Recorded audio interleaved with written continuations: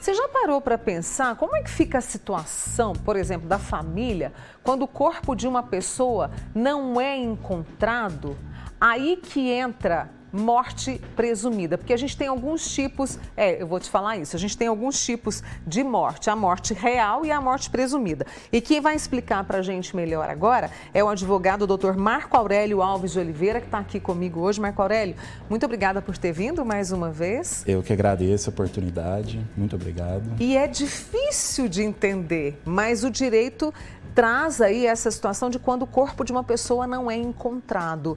Por exemplo, leva-se um tempo para declarar a morte? Como é que fica essa situação? Então, Mônica, primeiramente tem que observar certos requisitos, né? Acima de tudo, o encerramento das buscas, no caso de desastres naturais, né? Encerrou-se as buscas, não encontrou sobreviventes, começa o procedimento. A presunção de morte, a primeiro momento, ela é feita com pedido feito ao judiciário, né, ao juiz, e aí verifica-se dois requisitos, com ausência e sem ausência. Com ausência é quando a pessoa simplesmente sai de casa e não volta mais. É o que o popular fala, saiu para comprar um cigarro e não voltou mais. E essa aí tem que declarar ausência para depois a morte presumida. Quando é no caso do desastre natural, que assim, a pessoa é conhecido que ela estava no local ali do desastre, por exemplo, no Rio Grande do Sul. Aí foi levada pela água, né? Isso, foi levado pela água, sofreu um soterramento, não encontrou o corpo. Aí essa ausência não é necessária, aí já passa a ser para a morte presumida. Um ano, né, depois que o juiz decreta, fica ali essa administração provisória dos bens ali, com a família, né? E aí depois disso tem a sucessão provisória, que dura 10 anos, a pessoa tem que ficar 10 anos ali para presumir ausente, e depois disso decreta-se a morte presumida e é determinado o registro desse óbito perante o cartório de registro civil. Então é preciso respeitar esse tempo. Então o que você explicou para a gente que nesse um ano o corpo da pessoa não apareceu, a família tem como administrar esses bens. Aí, por exemplo, pode vender se tem imóvel, pode alugar, pode vender o carro. Isso é permitido nesse prazo de tempo até que seja declarada a morte? No primeiro momento não, porque aí é feito primeiramente a arrecadação dos bens. Vai levantar todos os bens que esse morto presumido detém, né? E aí vai nomear uma pessoa ali, um interessado, seja o cônjuge, filhos, ou qualquer interessado ali, ou mesmo por iniciativa no Ministério Público. E aí, feita essa arrecadação, depois tem, igual eu falei, tem a sucessão provisória. Mas ainda não é possível fazer a venda, porque aí tem que aguardar esse período, aí tem a administração. Aí pode ocorrer aí a percepção dos frutos, né? Aluguel, investimentos, né? Podem ser dado andamento nos investimentos aí que foram feitos pelo morto presumido, mas nesse primeiro momento não pode vender.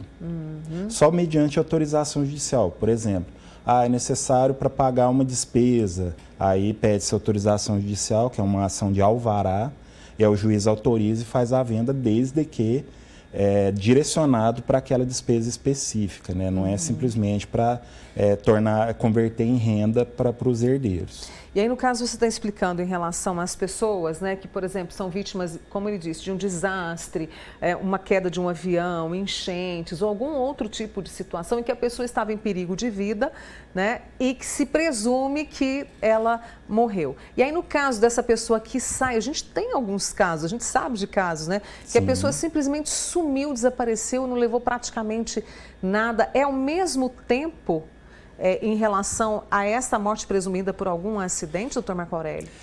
Não, aí nesse caso tem uma diferençazinha, porque vai depender da situação. Se ele não deixou nenhum representante, um ano depois desse desaparecimento já podem ser dados os próximos passos, né, para a declaração de ausência. Aí nesse caso é necessário a declaração de ausência, com reunião de documentos, né? Algo assim,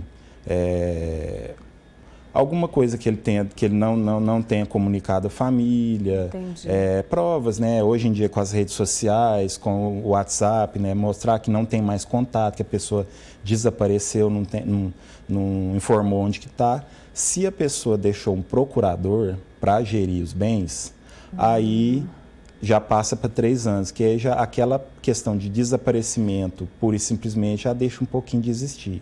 Que aí pressupõe que a pessoa desapareceu de caso pensado mesmo e deixou alguém para representar e para gerir os bens, né? É importante que a gente saiba desse tipo de situação, por mais difícil o entendimento que seja, mas você deixou aqui de uma forma clara, para poder resolver essas situações na forma prática também, para evitar outro tipo de sofrimento, não é, doutor Marco Aurélio? Sim, porque assim, além da ausência, né, daquela angústia que o familiar fica, né, onde que está meu familiar, se ele morreu, se ele está sofrendo, se ele está em algum outro lugar, sem memórias, né?